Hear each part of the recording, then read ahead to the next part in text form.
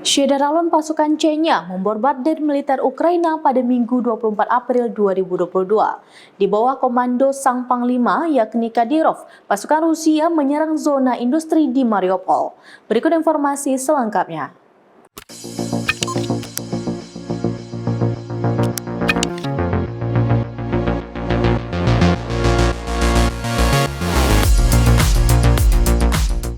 Syederalon pasukan Chechnya membombardir militer Ukraina pada Minggu 24 April 2022 di bawah komando Sang Panglima yakni Kadyrov. Pasukan Rusia menyerang zona industri di Mariupol.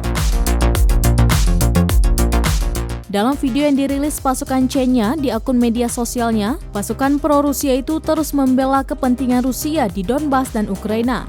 Di zona industri Mariupol tersebut, operasi khusus terekam kamera kala pasukan Chechnya terlibat baku tembak dengan pasukan Ukraina. Pasukan Chechnya tersebut memastikan bahwa Rusia akan menangkap pasukan militer Ukraina yang kini berpusat di pabrik baja di Mariupol. Pasukan Chechnya tampak berada di dalam sebuah bangunan yang sudah hampir runtuh bersiaga dengan tembakan mereka. Pasukan Chechnya lantas melesatkan tembakan ke pasukan militer lawan yang terlihat dari bidikan senjata. Sejumlah pasukan lawan yang menerima tembakan tersebut pun terekam langsung berlarian untuk menyelamatkan diri.